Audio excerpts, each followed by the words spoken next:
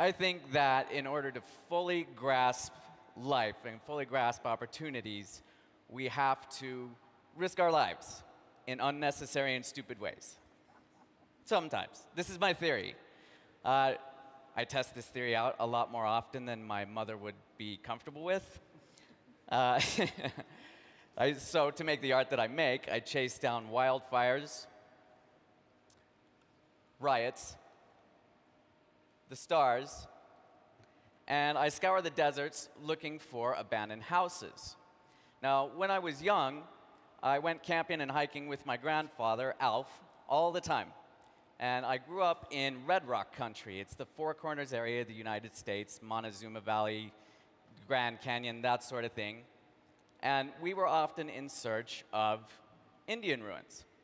We used to like to talk about what that culture was like and imagine what it must have been like for them and ask, what happened to them, where did they go? Well, when I moved to Los Angeles, I became involved in the hustle and bustle of city life. And I lost touch with that side of myself to a large degree.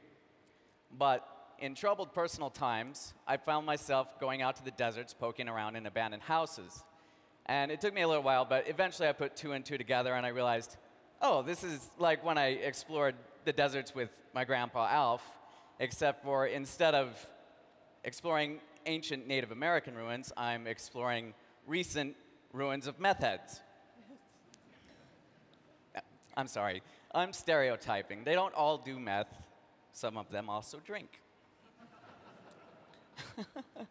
So when I find a room in a house that I like, I set up camp there, literally, and I proceed to paint large-scale optical illusions on the inside walls. In fact, just last year, I spent an entire month in an abandoned house that, and you're going to see a theme emerging here, I nicknamed the Meth House, because I was watching lots of Breaking Bad. And also because people probably were manufacturing meth in there, but whatever. So one day, I'm happily painting away in the meth house, and I hear men's voices outside. So I go to the window, and I look outside, and there's a police cruiser parked out front. But I don't see the police, so I walk to the door, and I wave, and I say, hello! And that's when I saw the nice policemen pointing guns at me. So one policeman pulls me out into the yard, and he's barking questions at me, why are you here, what are you doing, all this sort of stuff. And the other guy goes into this house to search it. And I really probably should have been a little more nervous than I was at that point, but I'm kind of always doing crazy things. And so, I was just kind of waiting it out, and then I realized, right, though, there's all that drug manufacturing paraphernalia still in there, which is why I nicknamed this place the Meth House. Ooh. So then it occurred to me that maybe I wouldn't be at the museum the next day giving the presentation I was scheduled to give. Do they let you Skype from jail? I don't think that's a thing. So the guy eventually came back out, and I guess he must have just thought, well, this guy is out here painting on the walls of an abandoned house in the middle of nowhere with thousands of dollars worth of camera gear. He's probably not making drugs. But I feel like it probably could have gone the exact opposite way for all of the exact same reasons. Could have been, this guy is out in the middle of nowhere painting on the walls of an abandoned house with thousands of dollars worth of camera gear. He's making drugs, obviously. But now that I say that out loud, I probably would have put myself in jail. Luckily, that did not happen. So I record all of these shenanigans with a combination of stop motion and time-lapse photography. And the result is I wind up with hundreds of thousands of images on my hard drive at home. And I use them for large-scale exhibition prints for museums and galleries and things like that. But ultimately, they wind up in my films. Now, I also create the soundtracks to my own films.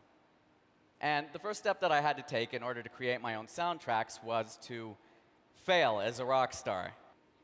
Now, and I say that to people, and they say, oh, you didn't fail. And I go, yes, I did. Don't take that failure away from me. I had to work very hard for it. And I don't even think about failure in the same way that I used to now. I don't view it as a negative. It's still tough, of course, but I don't view it as a negative. And oddly enough, now I work with actual rock stars. The paintings that I made in that abandoned house are currently being shown on a 96-foot LED screen on U2's current world tour. U2 earlier this year sent me here to Switzerland to create artwork out of CERN.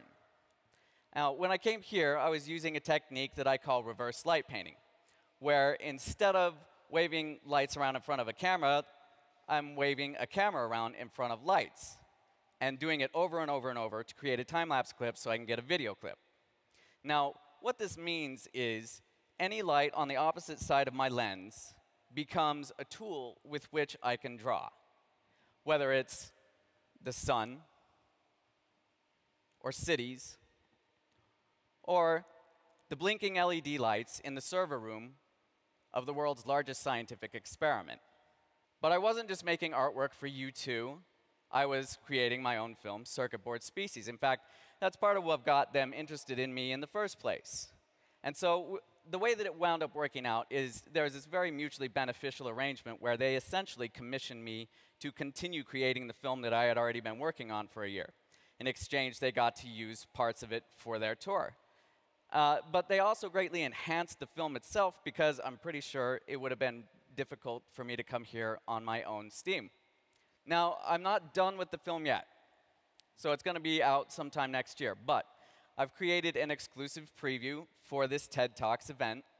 And keep in mind as you're watching it that there are no graphics in this. There are no CGI, no effects, other than just color correction. So, ladies and gentlemen, a preview of my upcoming short film, Circuit Board Species.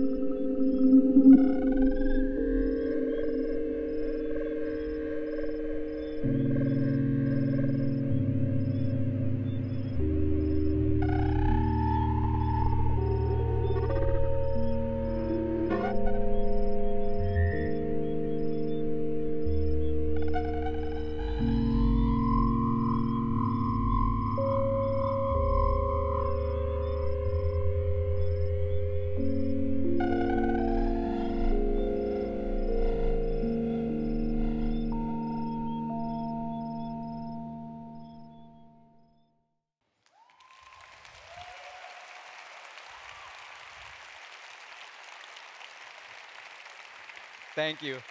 Thank you so much.